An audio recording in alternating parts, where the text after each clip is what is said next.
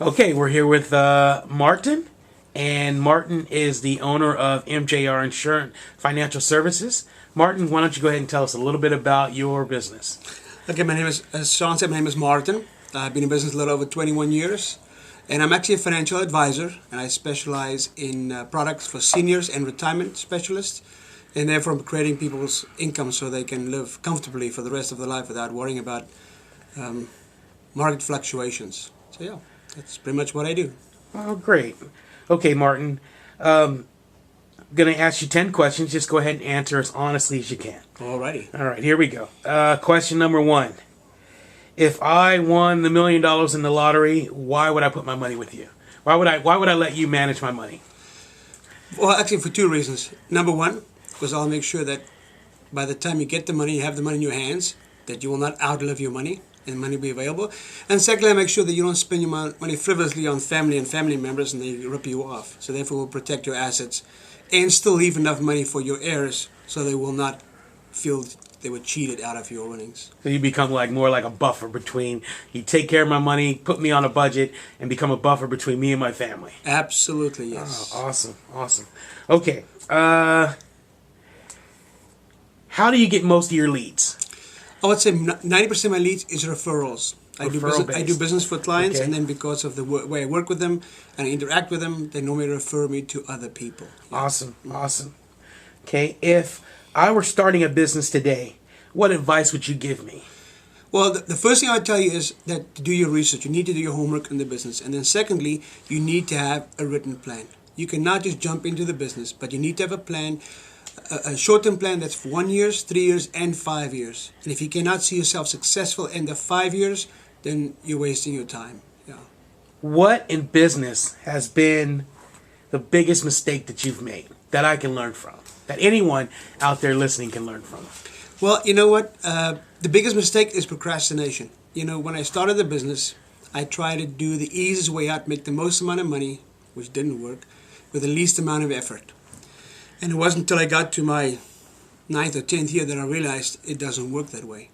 You need to roll your sleeves up and go to work. If you do the hard work first, you lay the foundation, then it gets easier as you go along. So it becomes more habit forming. Yes, after you that, know what? so. Yeah, because you do in the beginning, I did only enough to get by and not to get in trouble.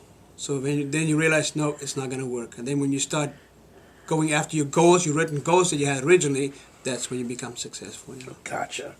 That's good advice. What is your favorite song?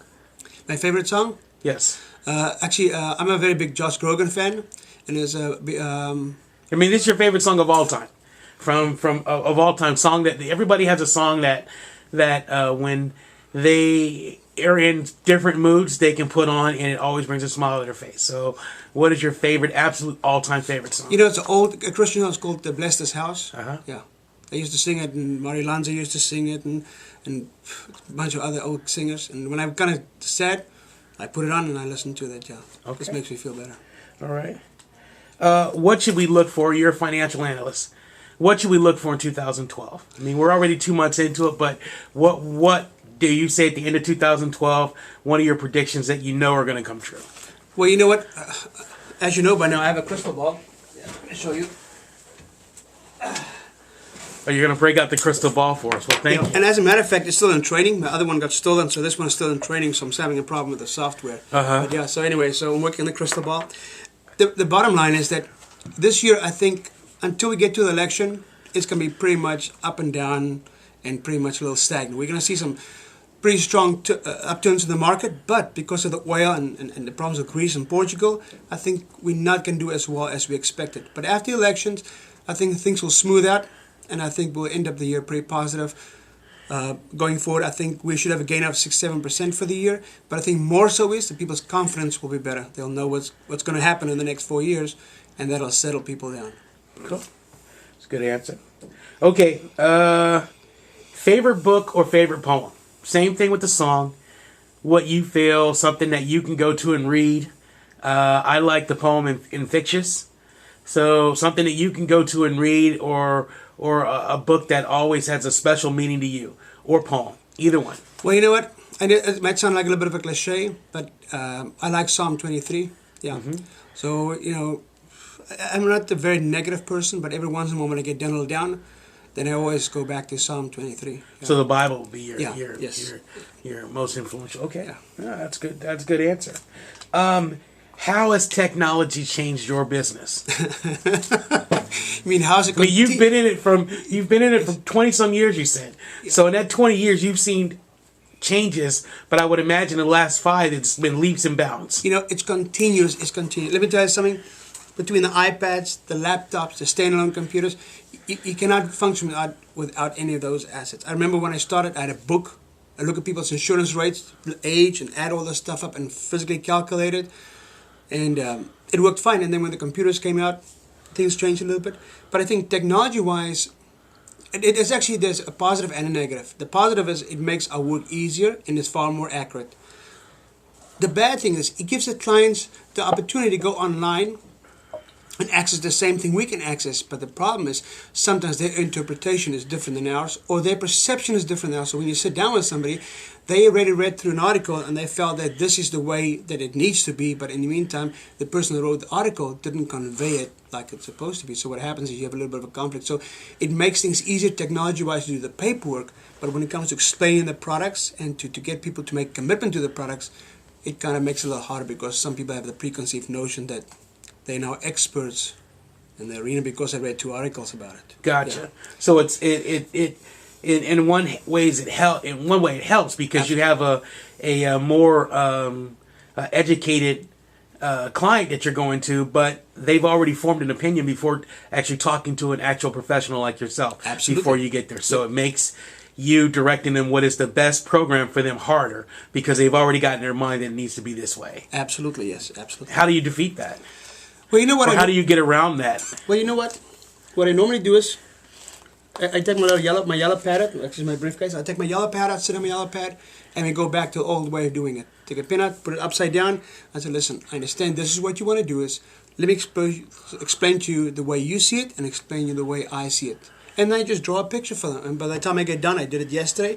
So by the time I'm done, they go, you know what? Okay, I want to do it this way, which is the right way to do it. But you get through the fluff. Yeah. Gotcha. Yeah. Okay. Question number 9. It's a good one. For whom? Do you find me attractive? Sean. Well, how can you ask a question? Of course. One word answer? Yes. Thank you. Okay. Question number 10. And I do this in my business, but I've often wondered, you do it a lot more. And sometimes when I have to deal with seniors, my question is to you, how do you work with seniors? I mean, when I have to deal with seniors, sometimes it pushes you to to your frustration level because the seniors sometimes I work with, I'm thankful for the business, but they need to have everything explained to them. And I envy them in which sometimes when I don't understand something, I'll just say, okay, whatever, but they want to have to know everything that's going on and why it's happening. How do you deal with seniors? You know what? Because I would say about 60% of all the people I deal with is seniors, or people getting ready to retire. And what I do is I do everything pretty much in writing. I draw pictures. We draw pictures. I'm a very visual person. So when I sit down with somebody, like I did yesterday, got the death certificate. So it's not very good writing because it's upside down. I write everything upside down. Mm-hmm. So I sit down and I physically go through it, and as I explain to them, I write the numbers down. Because I believe when you sit down and you just talk to somebody, it goes in one ear, goes the other ear, and only the stuff stays behind that they want to stay behind. But when you sit down and you start writing things down, they pay more attention because they're reading at the same time. And that's when the questions come up. She'll say, oh, I have a question about this. What about this? And this way, by doing this, I follow a track. In my mind, I have a track to follow, and I cover all the bases. Because what happens is you miss, it's like a chain. Like a chain, yeah. You miss one little link, the chain is not connected. So therefore, by going through a process that I have, we cover all the bases, yeah. Well, that sounds good, and I can see that because my dad, when he was alive, he was a senior, but he still read the paper from cover to cover every morning, and he did that for 40 years. I mean, from front A1 all the way to the wanted ads, even though he wasn't looking for a job, but he read the paper from front to back, and I think that with him, he was more into, he wanted to see it on paper. That's where he felt comfortable, not looking at it on the computer, but when it was on paper, for him, it was more real. So I see where your strategy is on that, and no wonder it's worked so well for you. Yep. Well, Martin, that's it for my questions today. I just want you to give out any information you want for the people that I'm going to send this to that contact you, or anything else, number, email address, website, whatever you want. This is your 30 seconds, so have at it.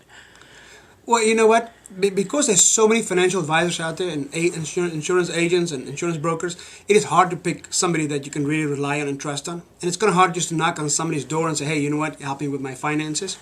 So the best thing to do is to actually sit down with me and let me review your accounts with you. And if somebody's done a really good job for you, I'll be the first one to say, well, sometimes reluctantly, that they've done a really good job for you, and then you need to keep them, because financial advisors are hard to find, especially good ones. And then the second thing is, by reviewing all your accounts, maybe I can bring some different insights. I've been in the business for 21 years, and I was a manager for Branch for 10 years. I worked with numerous agents and was able to get in situations that was kind of hard to get out of sometimes, but we managed to get out of them. So I had a lot of experience in how to structure people's finances, even people that need to take care of their parents. A lot of times we have to take care of our parents, and and because it's something new, people are uncertain, so they don't make any decisions. So you can contact me at Maartin, of course Maartin with 2 A's, Maartin, at mgrinsurance.com.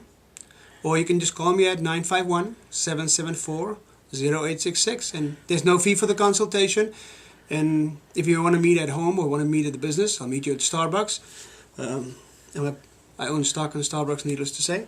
So yeah, so you're more than welcome to buy a cup of coffee and talk with you. Well, that's awesome. I'll put your phone number down here at the bottom so people see that, my finger going down. That's where Martin's phone number and stuff will be. And call Martin. Don't listen to the Jim Cramer guy on TV. You don't want him investing your money. Well, he's kind of funny, though. Yeah. Well, with other people's money, he's funny, not with mine. So, Martin, again, thank you very much for being on the show. You, appreciate Sean. It. Thank you. Appreciate it. That's Thanks. it. Yeah. Bye.